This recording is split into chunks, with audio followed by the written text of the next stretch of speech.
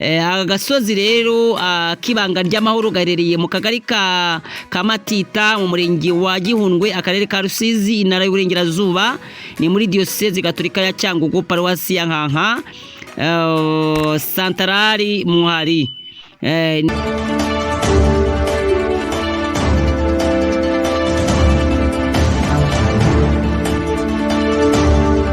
Ari kuri cyo bugufi mission tubaha ikaze mwese turabashimiye cyane kuba mubanye natwe.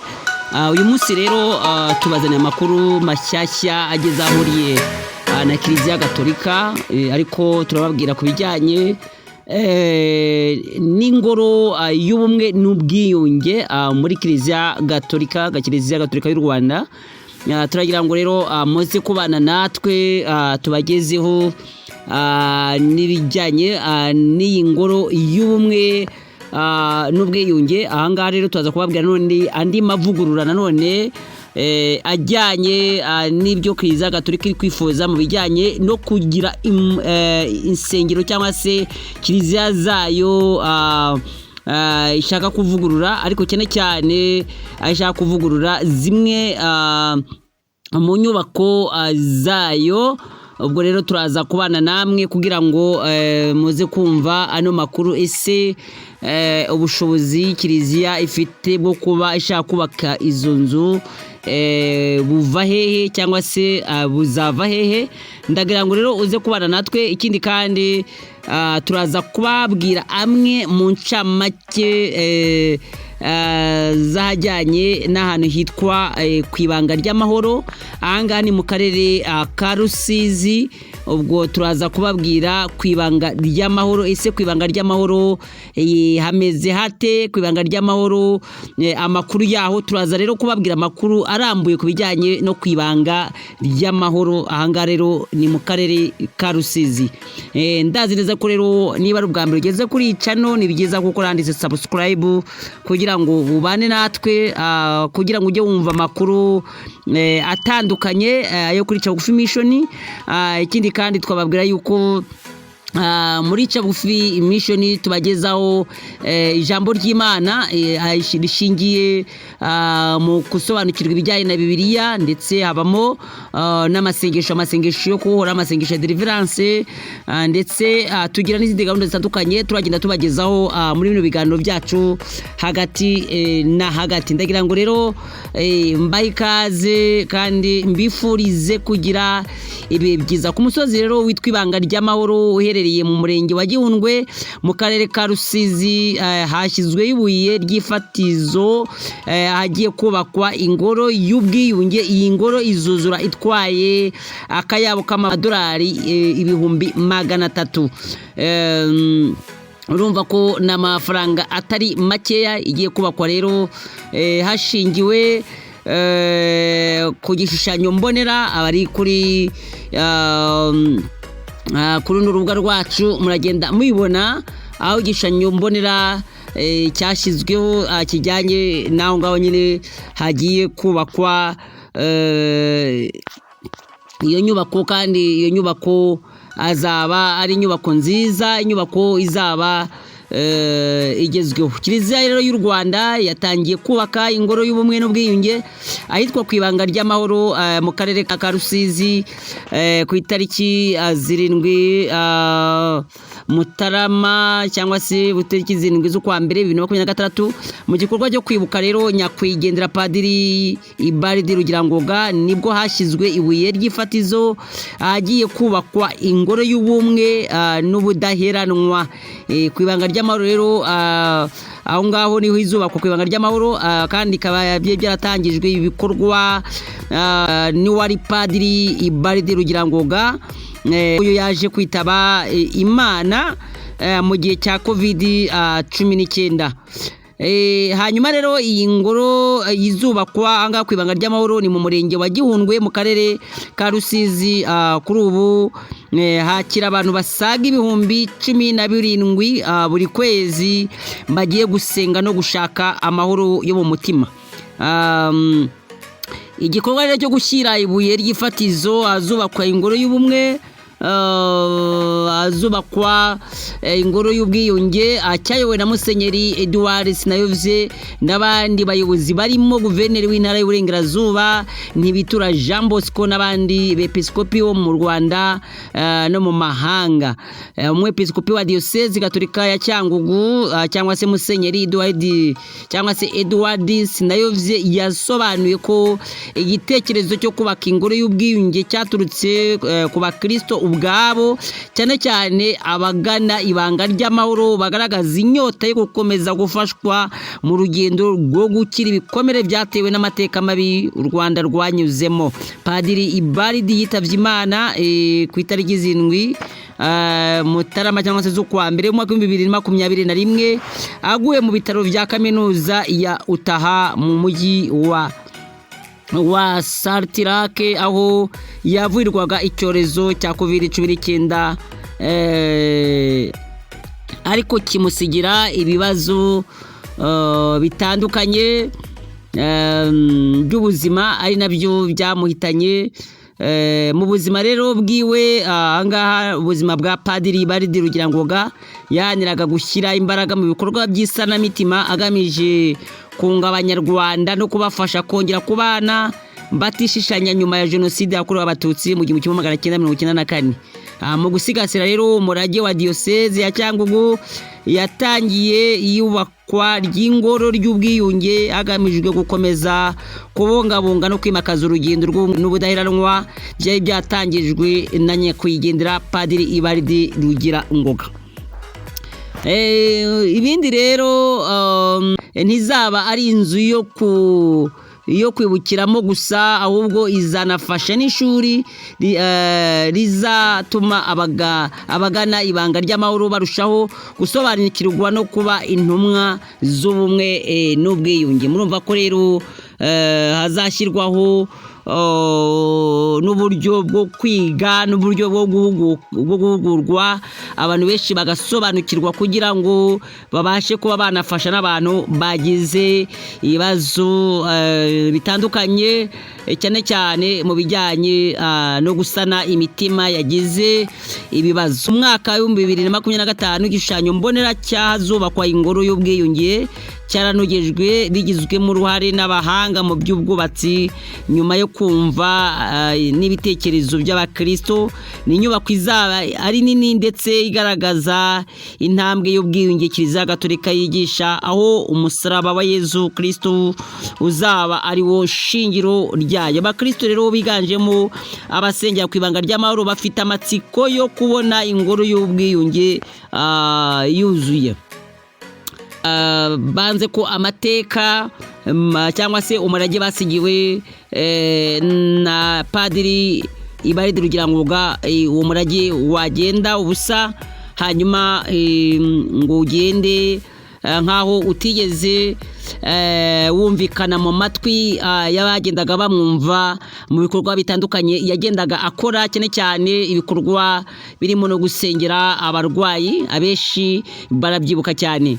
Twababwira ko rero Kiliziya Gatolika mu Rwanda ifite intumbero nyinshi cyane zirimo no gukomeza kugenda yubaka hirya no hino inyubako zitandukanye, cyane cyane aho mu gitaramo cya Noheli kubakurikiye bumvise yuko ahahoze hari gereza ya Nyarugenge yubatswe mu mwaka wa 1930.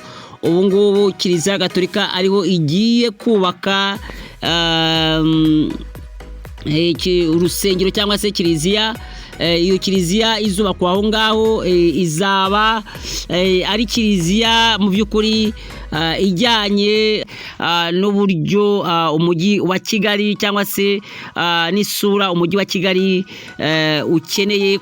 Aho ngaho n'ubundi hahoze hari gereza hazubakwa katedrali ijyanye n'igihe kandi byateganywaga ko yajya yakira abantu nibura 5,000 hanyuma ikagira n'imbuga nini ku buryo mu gihe habaye nk'iminsi mikuru abantu bashobora kwiteraniramo baba bari hagati y'10,000 n'20,000.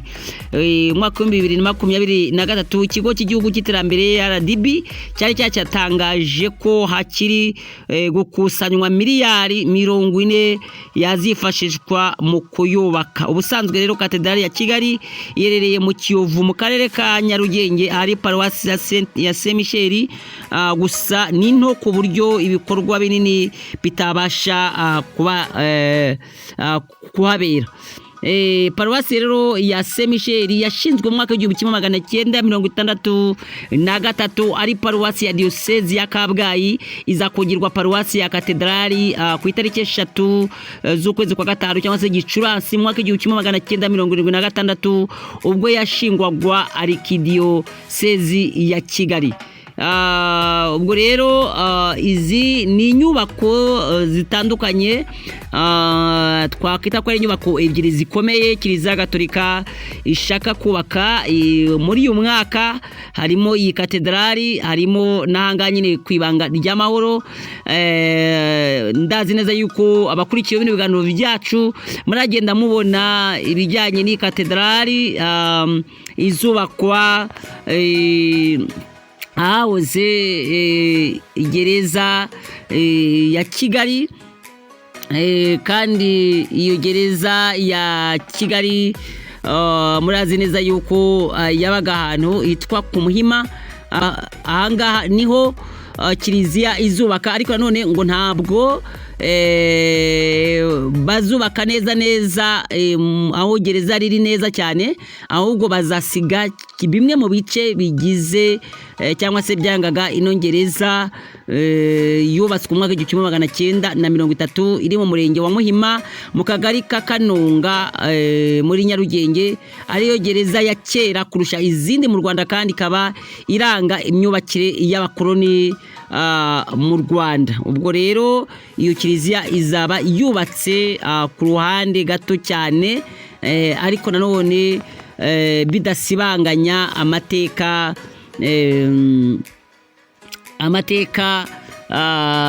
y'iyo gereza, ariko nanone Kiliziya none ikahubaka. Nubwo aho ngaho kuri iyo gereza abantu benshi bagendaga bahura n'ibibazo bitandukanye, ariko nanone Kiliziya izahubaka mu rwego kugira ngo igaragaze ko ahari ibibazo, ahari aho abantu bafungirwaga, ko haje kuba ahantu ho kubohorerwa abantu imitima yabo ikabohoka.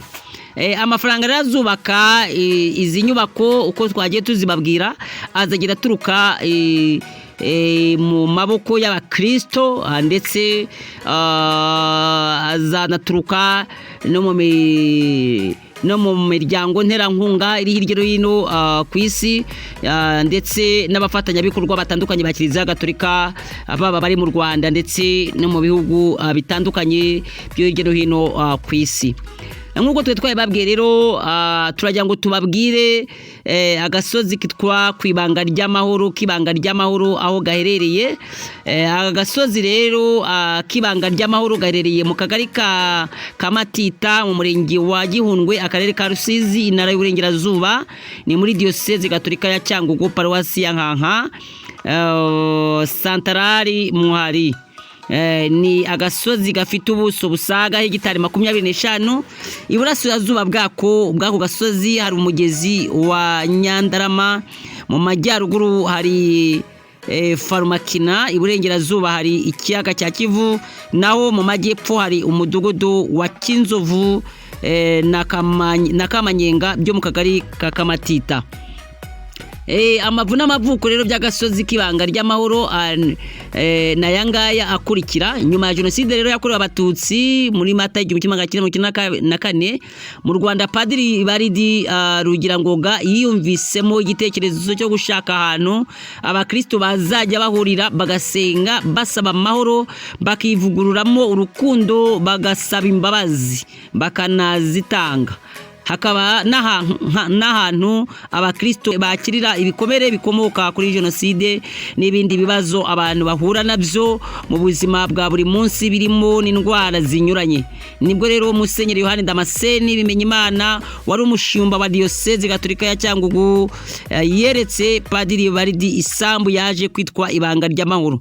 Padiri Baridi yarahashimye cyane ko ari no ku nkombe y'ikiyaga cya Kivu yahageranije naho Yezu yakundaga kwigishiriza rubanda. Baridi rero Rugirangoga yahise ko atangira imirimo yo kuhatunganya. Yahimitse Bikira Mariya umwamikazi w'urukundo, Bikira Mariya umwamikazi w'amahoro, akora inzira ntagatifu zirimo inzira ya rozari, inzira y'ishapure y'ububabare bwa Bikira Mariya, inzira y'umusaraba. Izo nzira zose rero zitangirira kwa Bikira Mariya w'ikibeho maze zigasoreza kwa Yezu nyemwe ahari isikariye ya 21 zishushanya izo Yezu yazamutse igihe agiye gucirwa urubanza na Pilato. Ubu bari kuhubaka kiliziya nini kandi nziza cyane izahabwa umugisha mu ntangiriro z'umwaka z'imyaka iri imbere. Nizera ko rero agasozi rero k'Ibanga ry'Amahoro utangiye kugenda ukumva ko agasozi k'Ibanga ry'Amahoro kabaye ubutaka butagatifu buzajya bukorerwaho ingendo nyobokamana z'abakristo n'abandi bantu bose babyifuza. By'umwihariko rero ku itariki 13 za buri kwezi, itariki y'amaborekerwa y'Ifatima, abakristo benshi cyane barateranira maze bagasenga mu ijoro riba ryabanjirije iyo tariki. Abakristo benshi babishoboye baraharara maze bakarara basenga bakanahabwa isakramento ry'imbabazi. Gahunda rero ya buri munsi ihabera nuko saa 3 haba hari rozari n'inzira y'umusaraba, hanyuma saa 4:50 nukunyura kwa Yezu Nyirimpuhwe, nuko ibikorwa vyaho bigenda bitandukana aho ngaho bibera ku iryo Banga ry'Amahoro. Twababwira ko rero ku Ibanga ry'Amahoro ari agasozi ubusanzwe kanashyinguyeho uyu nyakwigendera Padiri Baridi. Niho yari yarashimye ko nava muri umubiri ariho bazamushyingura. Ahangaha rero niho hari imva ya Padiri Baridi Rugirangoga, aho twababwira ko nyine Padiri Baridi Rugirangoga yitavye Imana mu mwaka wa 2021 ari tariki 7 z'ukwezi kwa mbere aguye mu bitaro bya kaminuza ya Utaha mu mujyi wa Salt Lake, aho yavurirwaga icyorezo cya COVID-19. Hanyuma rero gikiza gukomeza kumumerera nabi, hanyuma agira ibibazo bitandukanye by'ubuzima bituma rero aza kuva mu mubiri, yitaba Imana asanga yamuremye.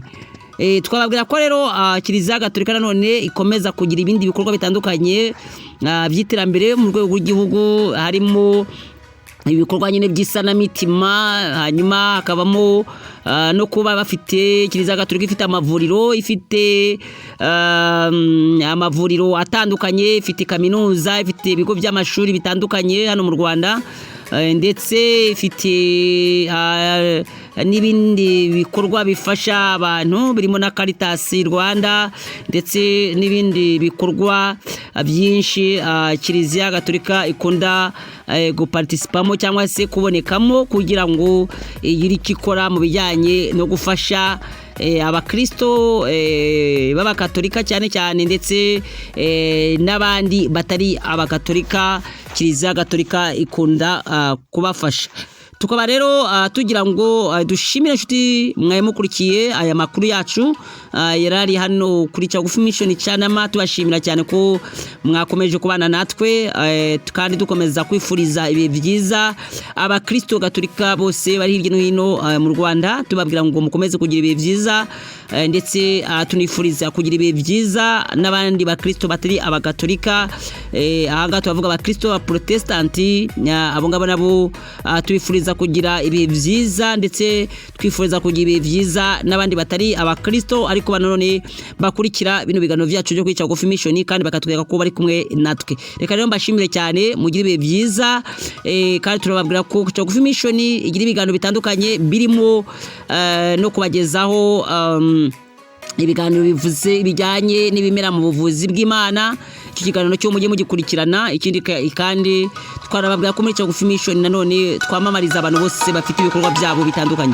Reka nabashimire cyane, muri kumwe na Pastor Christophe wabakurikiza. Reka rero mbifurize kugira ibihe byiza, ibihe birangwamo n'amahoro n'umutekano n'ituze aho muri hirya no hino ngo zanyu no mu miryango yanyu cyangwa se mu ngendo mugira amahoro y'Imana.